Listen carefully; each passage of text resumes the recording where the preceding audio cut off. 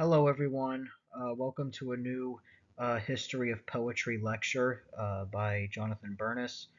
Um, this one is a little bit different and I guess not canonical and very exciting too, because this is talking about kind of combining the history of poetry and the future of poetry, kind of in the same under the same umbrella. So I will share with you where I think the best direction that poetry should go into to thrive and who is doing that correctly, and then I will provide two historical examples of poetry that is done correctly and that has gone in the right direction and as to where poetry should go. So, Leonardo Marcos is reimagining what poetry can be in the modern era. Rather than confining verse to a book, he blends it with installation, music, and stagecraft to give it a whole new life. For example, his poetry will be projected as moving text on a wall, usually with electronic music and live performers bringing its mood to life. Marcos even refers to this innovative approach as his new poetry, a way to carry poetry into new mediums and making it a living, breathing art form. So yeah, that's basically the gist of what the new poetry, Leonardo Marcos's new poetry movement is. I have talked in depth about it in a previous video, and I even made a specialty Instagram account about the philosophy of it called Tribute to Marcos, which you can check out. I think it's some very exciting stuff. So basically, it is taking the old classical elements of poetry and making it what new forms of art are centered around. Rather than making old poetry the medium, old poetry becomes the message. And here are two of my favorite examples of this. So Franz Kafka's The Hunger Artist. So it's based on a very old form of art, even back then, called hunger artist, where artists would starve themselves for people's entertainment. And again, this was outdated even at the time of Kafka. So the hunger artist phenomenon pushed art to an extreme of physical endurance. These performers made a spectacle of self-denial, sorry. Their own bodies became the art, wasting away day by day before a crowd. So Kafka's story, A Hunger Artist, immortalized this concept by portraying an artist whose greatest masterpiece is his prolonged fasting, and it's immortalized through a novel and literature. It's a very haunting early example of, I guess, the new medium, the new poetry around, I guess, body-centered art. The act of suffering itself is the performance. The idea that art can be lived through one's own flesh and limits is part of the experimental legacy that modern artists like Marcos draw inspiration from, albeit in less lethal ways. Yeah, so this is it's probably my favorite work of Kafka's. I also really like, I guess, his letters to his family, like Milena and his father. But but this is a perfect example of taking old forms of art and immortalizing it in new mediums. So I highly check out. A place to start would be Franz Kafka's The Hunger Artist. Now for another pretty exciting one. Um, Color Me Blood Red. Um, so what the book is about is it's a book where art stops being metaphorically blood, sweat, and tears and becomes literally so. Um, and it's based off of a mad painter that will do anything, including injuring himself and other people, to create to use paint as a medium for his masterpieces. This 1960s horror satire exaggerates the trope of the artist who suffers, or even in this case, making others suffer for their art.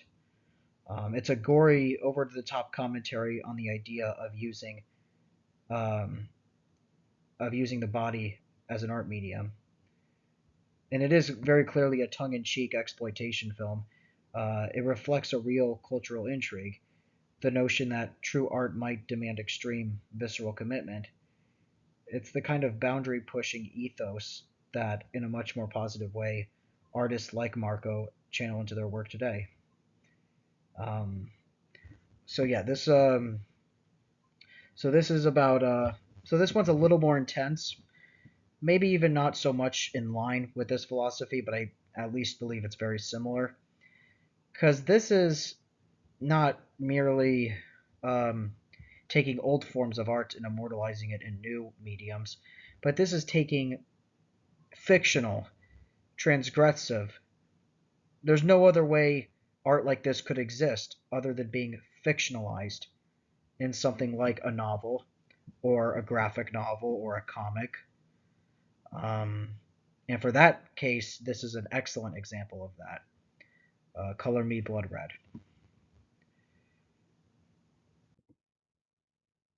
So, Leonardo Marcos is the most important person in poetry today, in my humble opinion. Um, he picks up the experimental torch and runs with it with poetry. Um, the human body and modern technology become partners in his creations. Um, where he also hires like models and actresses and muses to recite his verses on a nightclub dance floor with electronic music thumping. Um, in fact, I believe that's what they usually his actresses portray themselves as are muses, tipping lines to viewers via video chat, um, with all of it being a focus of turning poetry into a vibrant event rather than words on a page. And obviously, this is dubbed the new poetry, freeing poems from the page and staging them with the same daring spirit seen with hunger artists or even fictional blood painters. The difference is Marcos channels that boundary pushing energy in a very celebratory, highly collaborative way. Um, and it does prove that poetry can be just as experimental and alive as any performance art. Um, and I think this is a tremendous way, a tremendously, what's the word, symbiotic way of carrying the legacy of artistic risk taking, but of the medium of classic poetry and bringing it forward into the digital age. So this is a remarkable attempt to turn classic poetry and make it adaptable, to adapt it into this highly technological, highly interconnected age. And so far, this was the best that I've come across. And there is your references that I collected for this rather short lecture. Um, so yeah, it's. I guess I kind of was a little sneaky with this one, especially with the second example not being so much, you know, the connection between old and new art that I've been talking about. That's more kind of like connecting arts that could be versus arts that actually should be, so to speak. I'm not sure if I'm making sense, but I just felt that these two were pretty damn good examples of what uh, of the philosophy behind the new poetry that the French poet Leonardo Marcos is bringing forward. Um, so yeah, if this all is brand new to you, um, I highly recommend you check out my video where I talk in a lot more detail about the new poetry. It's on the front. It's pinned on my LinkedIn page, and it is on this YouTube, and and is there any other place? Yes, and then please check out my Instagram account, Tribute to Marcos, in which I share all about the philosophy behind the new poetry movement. I hope you have a wonderful, wonderful, uh, filled with love day or night, wherever you all are, and I will see you next time. All right, bye bye.